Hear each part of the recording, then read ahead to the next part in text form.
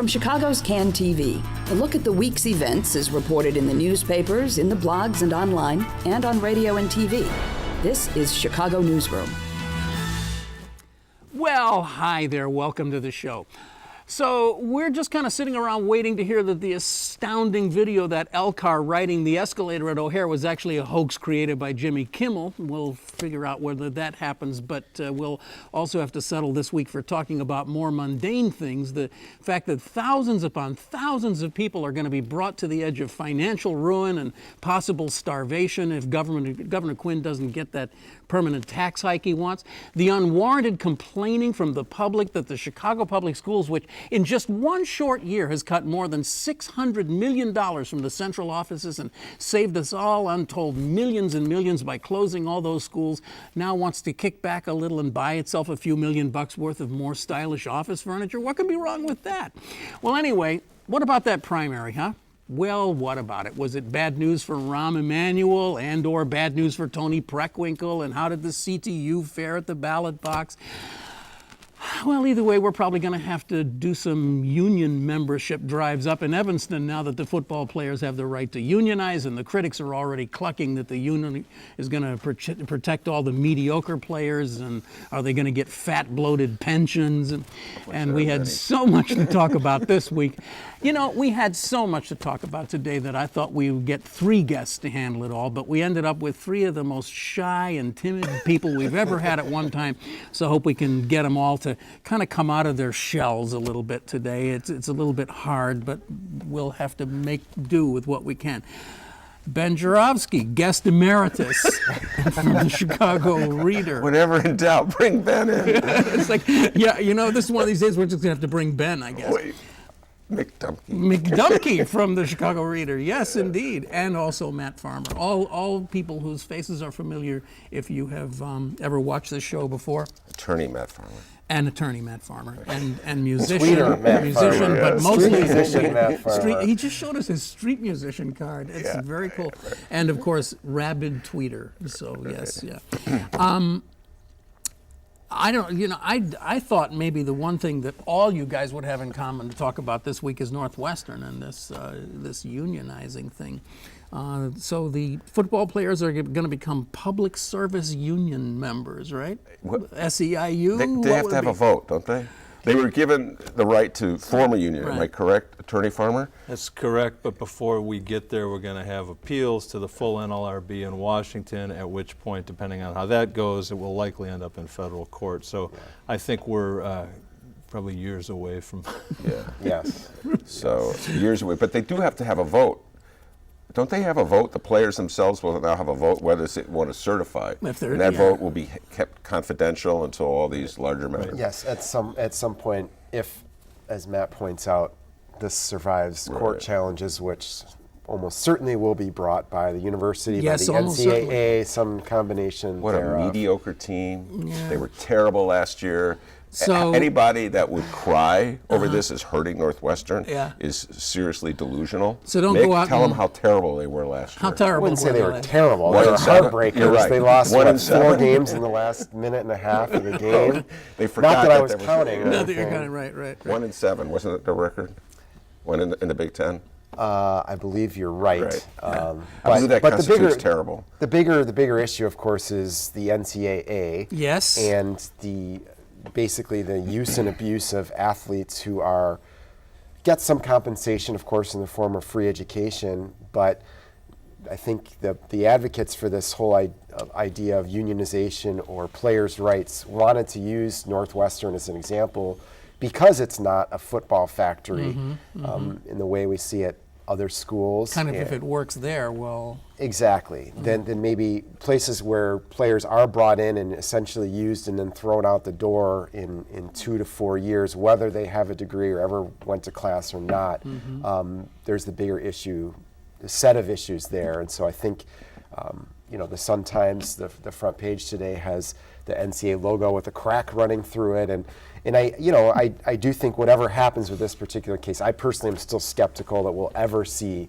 unionization at Northwestern or any other school. But I think the fact that we're talking about players' rights and the governance of the NCAA, which is kind of a messed up operation. I think that's significant, and I think it's actually, as a fan, I'm very encouraged by it. It's a conversation that's overdue. One of the facts that was cited in the NLRB opinion to show the type of control the university has over what it concluded were its workers in this case, was that the players were required to accept friend requests from coaches on Facebook and social media. So. The question comes up and it's kind of an interesting question. Are these guys employees? I mean, they sort of are, aren't they? I mean, they're more of an employee than any ordinary student would be. Well, that's what was the basis for the ruling yesterday. Yeah, no, they're just bad employees. Yeah, Sorry, they're just not doing their job very well. 1 in 7. Come on, 1 in 7. Couldn't get that first down against Ohio State. Okay. I would unionize them right there and then. So, as the critics would say, all the more reason to unionize. Unionize them. They gave me some blockers in there. It was like fourth and what, half a foot. I saw the commentariat yesterday firing up immediately about the spectacular L crash at O'Hare. That this is another example of mollycoddling public service unions because the union will protect this motor person and all that. So it never stops. By protect, you mean having the head of the union say, "Well, I think that she fell asleep at the wheel." I think that was the source of that information initially. If I'm not mistaken. So you could say they're covering up for her. You could say that they've immediately offered her up. You know, it's nice to see a CTA misfire though that does not involve a Ventra card. That is a good tweet. There's his next tweet. You saw it live. You saw it formulated live right here. I thought the whole thing was a metaphor for school policy. Actually, watch that video. Well, I just want to say that I appreciate the fact that this operator was forthright about what happened and just kind of came clean and admitted it, saving us all millions of dollars worth of, special probes and God knows how much was going to have. You know how that always works. It's like no, the brakes didn't work, and then you have to take everything apart and figure it out. But I think they're still doing those. Well, they will, still doing, because there is the question of why the track brake didn't work, and there's lots of those things too. But at least we know that the. Ken, is there any way I can blame this on Rom? Is there some way I can work him into this? I've read the commenters to your stuff too, and that would be that. Yeah, it's like why? I'm surprised somebody hasn't already written. Why hasn't Ben Joravsky blamed this on Rom? Actually, I'm the guy writing those comments. Okay, trying to stir up interest in what I write little comments. Well, so all right, okay. What do you guys think is the most important thing going on right now this week? Matt Farmer, what's most important? Okay, Mick Dumke, what's most important? Are you going John McLaughlin on I just suddenly channeled John McLaughlin. Well, I think we've got the stage set in Springfield now. We're going to see presumably the approval of the permanent income tax increase, which I think we all knew was going to be permanent when it was enacted a couple of years ago. Right. And so it's set the stage for the inevitable Quinn, Rauner, we need to raise taxes to pay for services that we all want versus we don't need to raise taxes and we need to cut spending and we'll bring all the job creators back to Illinois. That classic dichotomy, which is going to be the main theme for the next election. Cutting our way to prosperity. Right. But I think hidden in this conversation, though, has been this whole discussion, which we devoted the whole show to last week, about tax policy in Illinois and how when you look at us and compare us, you score us against the other states of the Union, our taxes are not as high as everybody says they are, and they're incredibly unfair because by Constitution, the income tax must be flat. Regressive, right. And so, if you really want to talk about fixing some of our problems long term, you got to try to make that tax so that it, like the federal income tax, is graduated. I think there was a story, I believe it was in Cranes yesterday, about how Illinois actually ranks at the bottom in terms of what we get in return for investment from the federal government, too. So, we are paying a lot of taxes here relative to what we're getting back from government, but it's not just at the state level. Right. So I was referring to payments to the state, state taxes in Illinois.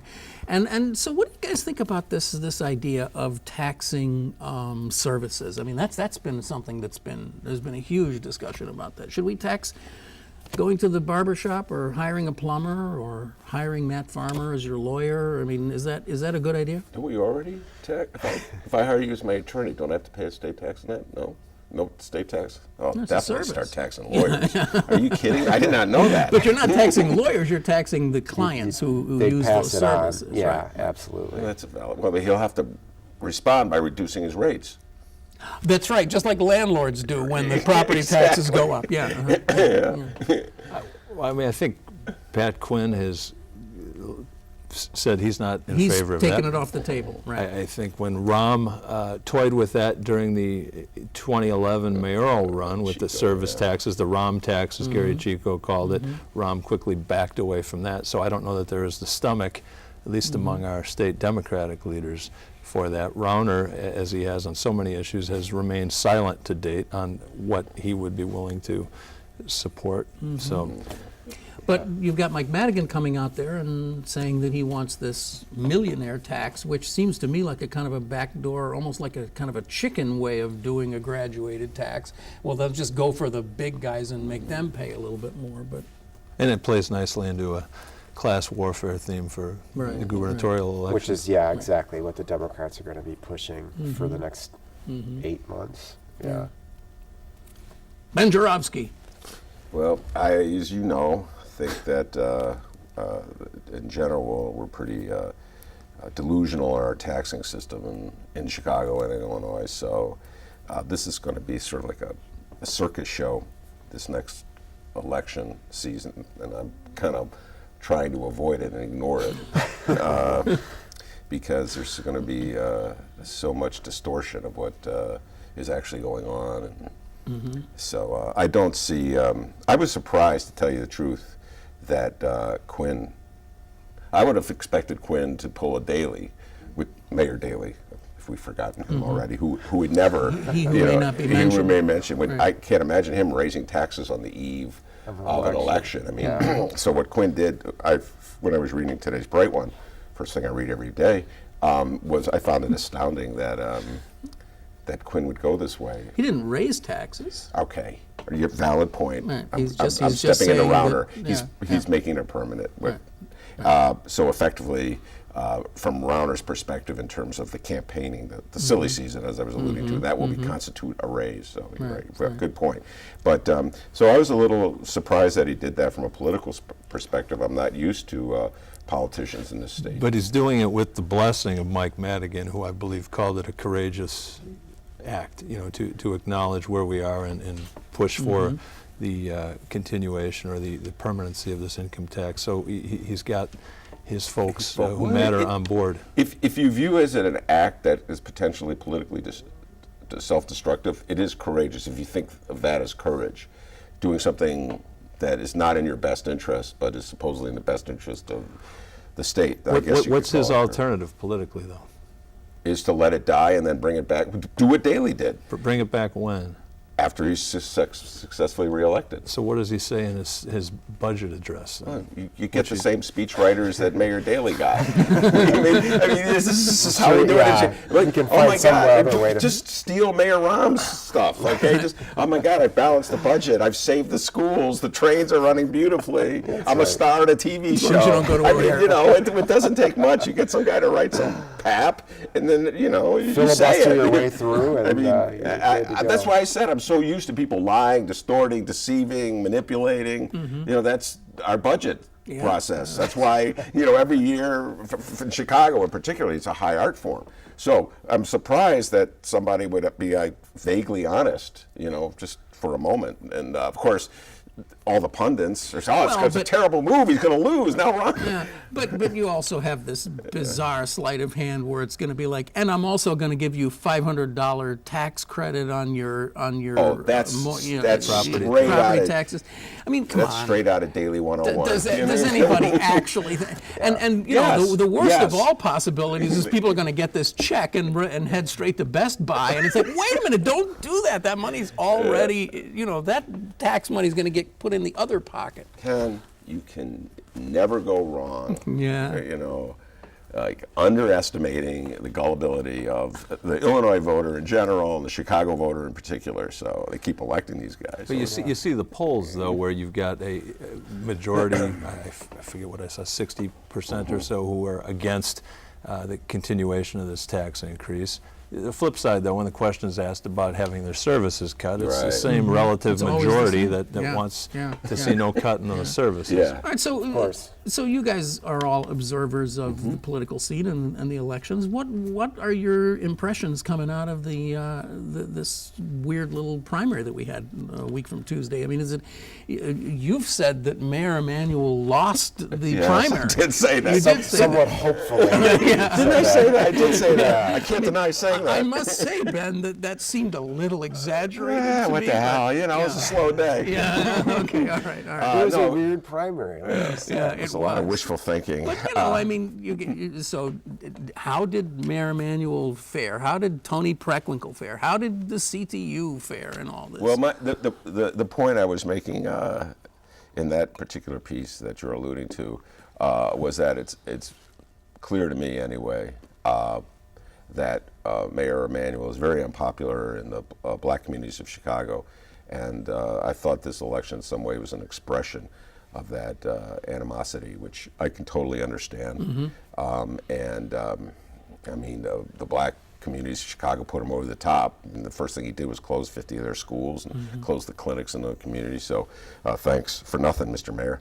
And so I think the vote that, now I'm getting obscure here, but that Jay Travis got against Christian Mitchell in a legislative race on the South Side was an expression of hostility toward Mayor Rahm's educational policies. That's how I view it. And on the West Side, a race that Mick was following, where the distinguished former Alderman Ike Carruthers was running for Cook County Board Commissioner, Blake Searcy, who was running with Mayor Rahm's endorsement, got only 16% of the vote in the city, 16. So, and then Mayor Rahm quickly thanked him for his service, falling on the sword by, I noticed, pointing him to the Community Development Commission. Yeah. So, that's how I viewed it. I viewed it, well, the one thing I saw was that, as I said, Rahm's endorsement is a kiss of death in the black community. How do you read the staggering number of Chicagoans who decided just to sit on their couches and not even show up? That's what I was going to say. I actually disagree with you a little bit, Ben. I think that it's a midterm primary election. There weren't really any high-profile Democratic races. I mean, we had some of the legislative races, the Cook County Board race you mentioned, but stuff that energized people, Matt, I think you're right. I don't think many people tuned in. So in the case of the West Side race with Blake Searcy, yes, Tony Preckwinkle and Rahm Emanuel backed him, and he still finished second, I think, right? No, but in the city, I was taking a look at the city vote. He got what would he have gotten without them? He may have gotten 16%. I know he may have gotten 8%. I don't buy the fact that the Blake Searcy thing was in any way a vote against Mayor Emanuel or Tony Preckwinkle. I think probably their names attached helped him a little bit. Is my hunch. He had the endorsement, for instance, of like the 27th Ward and some other places that traditionally are not the all-powerful 27th Ward. Well, I mean, Jesse White does have people on the ground still, whether they actually worked for him or not. The point is, I just don't think that the turnout was extraordinary anywhere, and I think a lot of these races were very local, very personality or individual-driven races. And a lot of the Democrats were just busy over there voting for Rauner, voting against Rauner. That's right, absolutely. And I think we'll see on the state side of things, realizing this was just a primary, but ultimately we will find it to be as I said last week, a peaceful and seamless transition from Mike Madigan's old supermajority to Mike Madigan's new supermajority. So the government will be safe. Peaceful and seamless. So we haven't really talked about the next distinguished governor of Illinois, Mr. Rauner, who appears to be, from the way I see it, just seems to be on a very nice, steady glide path right into Springfield. Don't you all agree? You predicting that? You know, I know I wouldn't go that far, but boy, I tell you, he you know, see the Snead thing today, a really interesting piece about how he's buying off a lot of preachers on the west side and the south side. I don't think that matters. Spending a lot of money. That's again, a playbook, Mayor Daley playbook. Yeah, but it's Rauner using the Mayor Daley playbook. Yeah. Yeah, well, he's going to drift to, first of all, he's going to drift to the center. You know, he went to the right for the primaries and drift to the center now that he wants to convince people that the fact that he supported Democrats wasn't only not a bad thing, but it's Maybe actually, it was a good thing. that's right, Yeah, exactly. yeah. He's somebody they can live with. yeah. I still think the governor is going to be tough to beat. I mean, and maybe I'm the only person here, but he is the incumbent. There's enough questions about this guy, and I think it's a bad year still. It has been for several years, but I still think it's a bad time to be running as a billionaire for office, especially when your whole campaign is funded essentially by yourself and your other very, very wealthy friends. And the Democrats, not just in Illinois, but the National Democratic Party is going to be in this race, and they're going to be running a Mitt Romney campaign against Bruce Rauner. Now, in terms of union money coming in against Rauner, what are you expecting to see from the Northwestern football team? Well, we're not paid yet, Matt, so we'll see about that. Yeah. No. But what about this? What about the unions? I mean, SEIU has come in for Quinn now. Looks like all the people who were kind of upset with Quinn and talking about maybe trying to find another horse, they haven't. They're all coming home. I think this race will be about turnout. Who gets their bases? You know, I shouldn't say bases. I don't know what Rauner's base is. Right? Millionaires. Right. Winnetka. You know, who gets their bases to the polls? Yeah. Yeah, the enemy of your enemy is your friend. Yeah, so yeah, you know whether some of the unions are excited about Quinn is kind of a moot point when you're looking at Bruce Rauner. Was anybody surprised to see the Dillard vote as high as it was? That Rauner didn't walk away with the nomination the way it was expected he might? I think it's that thing you mentioned before. There were so many crossover votes that weren't caught in the polling.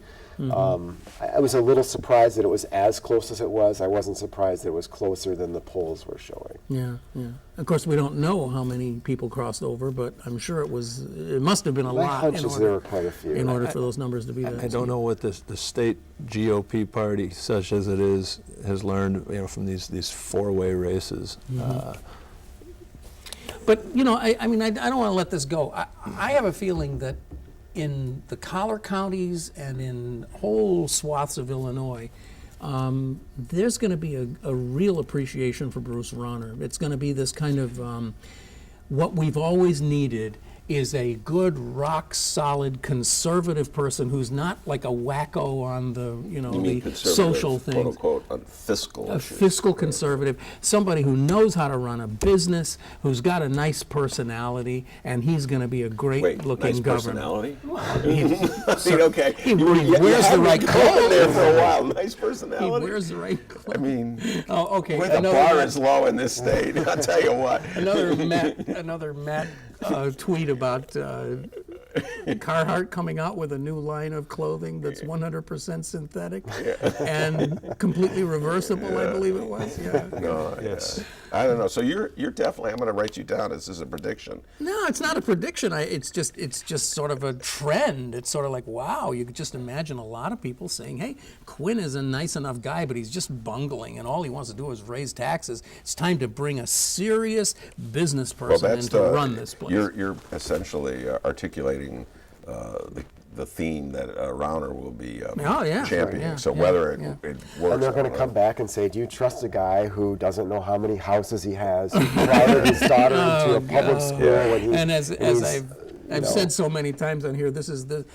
only winners in this next 6 months are going to be Channel 7, Channel 9, Channel 2. Yeah. I mean, they'll be the main winners. They are going to win this election. And the Ken Davis show. Yeah, they have, we've never been approached. I mean, we would probably take it. Yes, probably. Well, he bought the probably from that. Rauner bought some ads early on, many months ago, on CapitalFacts.com, and generated some interesting commentary over there. And I haven't seen him back after that initial buy. Maybe he just decided to focus on TV. He has yet to place a call to the reader. I guess he's written off the reader.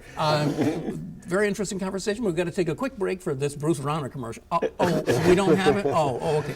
So let's talk a little bit about CPS. We haven't even really talked about them this time around. This weird thing about interrogating students and parents and taking them into little rooms with one light bulb hanging.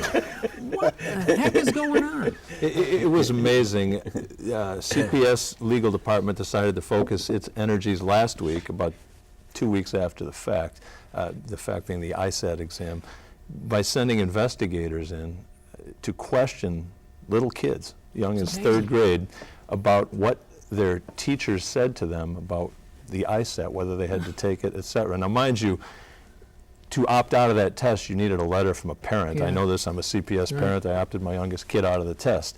So why they wouldn't deal with the parents instead of with the kids? Since they have the letter on file. Raised some questions. It blew up immediately, into a big news story, generated a lot of parent outrage, even made the Washington Post. And as I followed the stories in the press, what amazed me was that nobody from CPS, other than spokesman Joel Hood, former Tribune education reporter, would comment on this at all. There's no statement from the law department, no statement from Bird Bennett, anybody saying, here's why we approve this, here's what the plan was. I think Ms. Bird Bennett finally said something at yesterday's board meeting, a short statement, but this was a disastrous move from a PR standpoint. Becky Carroll, former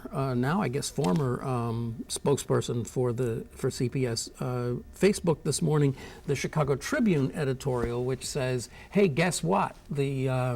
The safe passage thing really worked, and the kids who were transferred out of those 50 schools are doing better in their new schools."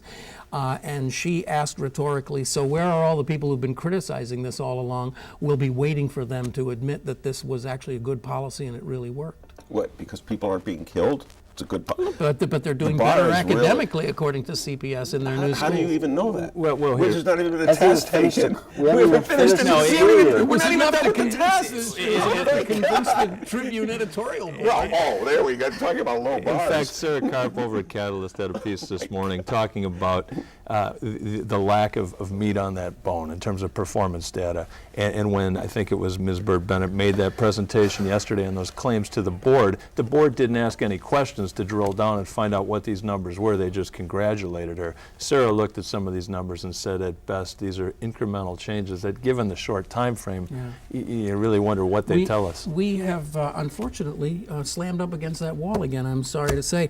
The rumor has it that Ben is being considered for that job. But in the meantime... which job is that? Spokesperson for the Chicago Public Schools. I thought you meant running the whole Chicago Public Schools. Just spokesperson, because I think he'd be really good at turning reporters away and saying, I got nothing to say about it. What do you want from me today? Mick, Dumke, and Ben are going to be doing this whole thing at the Hideout with Dick Mel coming up. You should check that out. It's going to be very good. From the Reader, thanks, guys. And, of course, Matt Farmer, our old friend, attorney, musician, blah, blah, blah, and all that. Always glad to have all three, but to have all three of you on the same show is really cool. Thanks very much. Thanks, Ken. You have been watching Chicago Newsroom. It's a community service of CAN TV, and we would like you to go to this here address right here on your screen to take a look at us anytime you want on YouTube, okay? And you can listen to us on iTunes anytime you want to. I'm Ken Davis. Thanks very much. We will see you again next week, whether you like it or not, right here on CAN TV. Bye.